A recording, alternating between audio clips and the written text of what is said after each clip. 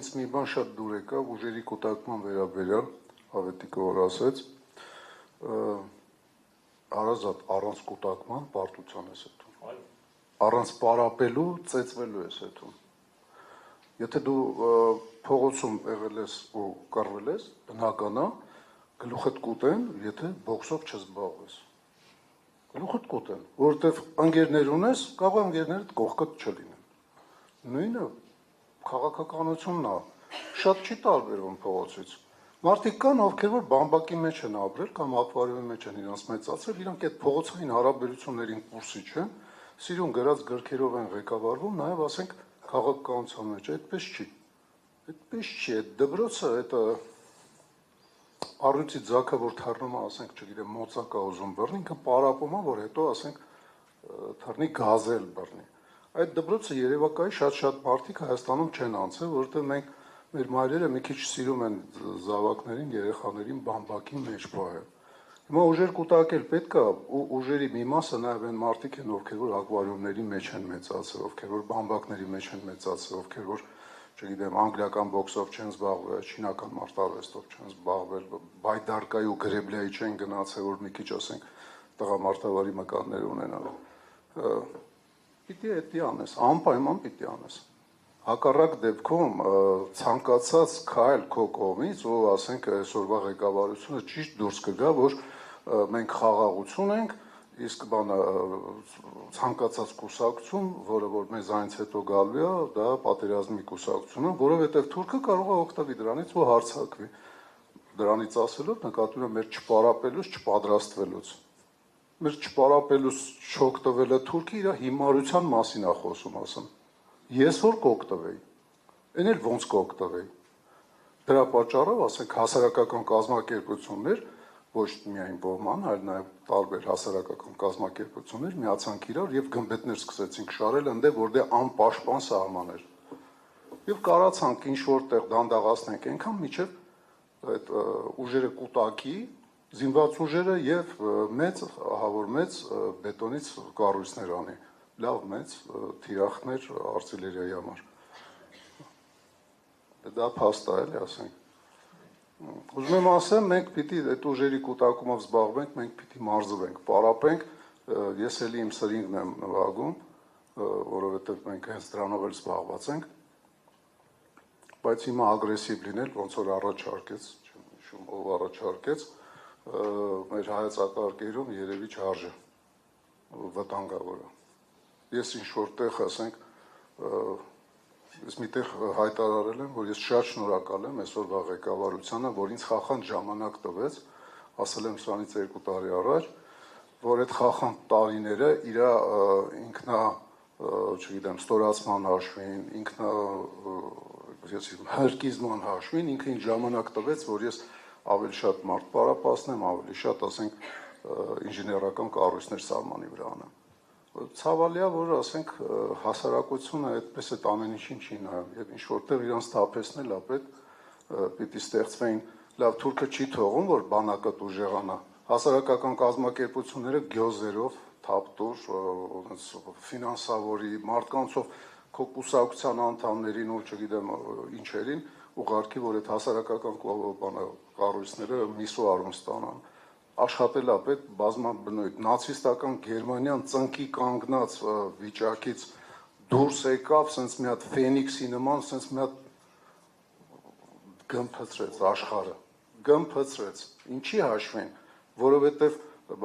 տանկային պարապունքը հեծանիվներով էին անում, ֆաներաներով, եսիմ ինչերով, Ռուսաստաններում ու եսիմ որ ջանդաներում տանկային պոլիգոններ էին կառուցում համատեղ ու այնտեղ պարապում էին իրանց տանկիստները, տանկիստների օրինակը բերում են, որովհետև դե տանկիստներով, ասենք, իրանք տեխնիկական պրոգրեսից օգտվեցին այդ ժամանակ մարտական իրավիճակում։ Ամեն ինչ կարելի է անել, որ ուժեղանաս, կուտակել է պետք է ուժերը, ես շատ շնորհակալ եմ, որ այդ բառերը, ասենք, լսեցի, դա շատ կարևոր է, շատ, բայց դա մենակ բան չի, էլի, պարենային պահեսները լցնել ստրատեգիական կամ մենակ պարապելը ու, ասենք, սնունդի ու ռազմամթերքի պաշարներ ձևավորելը չի, նաև ընկերների թիմ հավաքելն է, արտաքին աշխարհում, ասենք, քո հակառակորդի հակառակորդներ գտնելն է, 30 տարի երևի Հնդկաստանի տեղը չգիտենք, էլի Հայաստանի չճանաչող Պակիստանին, ասենք հարևան, հա էլի, մենք ընդհանրապես, ես չգիտեմ էլի, մենք ինչով ենք մտածում, պիտի ուժեր կուտակենք ու այդ ուժերը բազմաբնույթ է, բանը ստեղ նստած է Ուշուի ֆեդերացիայի նախագահան, Տիգրանը շատ իմ լավ բարեկամ, Ուշուի մեջ ամեն ինչով են խփում, ամեն ինչով, նույնիսկ այն օրգանում, որ հեչ դրա համար չի, ամեն ինչով խփում, այդ ամեն ինչները մի հատ գտնել է պետք, մարզել է պետք, պարապացնել, բայց մի հատ գտնել է պետք ու դարձնել քո գործիքը, այդ թվում նաև Վրաստանը, որ միշտ մեր այդ մրցակցության մեջ է, այս արդեն 150-200 տարի է։ Շատ լավ, շնորհակալություն։ Եվս մի հարց ու մենք անցնենք մյուս մասին, հա, մեր այսօրվա միջոցառման։ Խնդրեմ, Սամվել Վարդանյան, հրապարակ եմ, հարցս պարոն Վարդանովին է, այն խոսեց մարտական պատրաստվածության բարձրացման կարևորության մասին, գմբեթների մասին, այ արդեն քանի տարի է դուք գործունեություն եք ծավալում, պարոն Վարդանով, երիտասարդների շրջանում մարտական պատրաստվածության բարձրացմանն ուղղված ու ձեր գործունեությունը որոշակի պոպուլյարություն է վայելում, բայց իմ հարցը հետևյալն է, որքանով է դա արդյունավետ, ակտուալ մի իրականության մեջ, որտեղ երկրի ռազմաքաղաքական ղեկավարությունը բանավոր գաղտնի պայմանավորվածություններով կարող է դիրքեր հանձնել, հողեր հանձնել, մարտական գործողությունների ժամանակ, դիրքային մարտերի ժամանակ կարող է նահանջի հրաման տալ, չկրակելու հրաման տալ, մի իրականության մեջ, որտեղ ռազմական ղեկավարները, առնվազն մի մասը եւ գլխավոր օրինակ Սուրեն Պապիկյանը պաշտպանության նախարար, պատմության ուսուցիչը, ամենայն հարգանքով բոլոր պատմության ուսուցիչների հանդեպ, որ որքանով է ակտուալ եւ արդյունավետ եւ մի հարցել դուք տարիներ շարունակ ընկալվել եք հանրության մի շրջանի մոտ որպես կառուցողական քննադատ իշխանությունների, իսկ դա ենթադրում է, որ ցանկացել են, բայց չեն կարողացել ինչ-որ բաներ անել, հուշել եք։ Ձեր ներկայությունը այս միջոցառմանը արդյոք ենթադրում է, որ ավելի կոշտ դիրքորոշում ունեք հիմա, մարտավարությունը փոխվել է այս առումով։ Շնորհակալություն։ Երևի սկզբից վերջի հարցին պատասխանեմ։ Ինձ այնքան հեշտ է, ասենք, ներքաշել ցանկացած հանդիպմանը անվտանգության ու պաշտպանության sense իրար այդ նախադասություն կապելով էլ։ Ինձ շատ հեշտ է, որ էսի առաջի տեղը չի, որ ես օպոզիցիոն ուժի կողմից հրավիրվում եմ, ասենք, եթե ինչ-որ տեղ չեմ էլ գնում, զուտ ինձ զբաղված լինելն է այդ պահին։ Հիմա զբաղված չի եկա ու ինչի համար չեմ ափսոսում։ Ինչ վերաբերում է ինչքանով արդյունավետ մարդուն սովորացնել, որ ինքը իր կյանքը պաշտպանի։ Տարական մի բան ասեմ։ Եթե հետ քաշվելու հրաման է տրվում ու դու նապաստակի նման փախնում ես, դառնում ես տիրում միշեն, հենք ավարիաներից հսկայական քանակ մարդիկ լավություն անելով, տուժածներին հանելով ինվալիդ են դարձնում կամ սպանում են, որովհետև նորմալ առաջի օգնության, ասենք, դասընթացներ չեն անցել եւ չեն տիրապետում, ասենք, որ պետք է գլուխը պահելու, ողնաշարը անշարժացրած մեքենայից հանես եւ այլն։ Հսկայական քանակ մարդիկ են մահանում Հայաստանում, գիտեք։ Մենք Թուրքից ավելի քիչ զոհ ունենք ամեն տարի։ Երևի ինչ որտեղ համադրելի է նույն թվերն է, անկախության պայմաններում ավտոճանապարհային, ասենք, ավտոտրանսպորտային այդ միջադեպի զոհերը եւ Թուրքից սպանած անվտանգությունը մարդու դա ոնց ասեմ, դա մարտավարություն է, ամենասիրուն ռազմավարությունը գրես, հոյակապ տիրապետես, ասենք, օպերատիվ արվեստին, բայց մարտավարական օղակում լինես 0, դու հնարավոր չի ինչ-որ հաջողության գաս։ Եվ հակառակը, եթե ամենը մարտունակը զինվորը լինես, այն որ մենք ինքնախաբեությամբ ենք զբաղվում, ասում ենք, հայ զինվորը չի պարտվել, ուրիշ թեմա է իհարկե խոսակցության, պարտվել է ռազմական վերնախավը կամ ռազմաքաղաքական վերնախավը։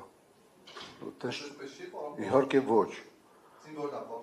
Զինվորականը, ես այն գումարտակի հրամանատարն եմ եղել 20 թվականին, որ բաց դաշտում հակառակորդին կանգնացրել է զրահատանկային, ես իմ ինչ հարձակումով,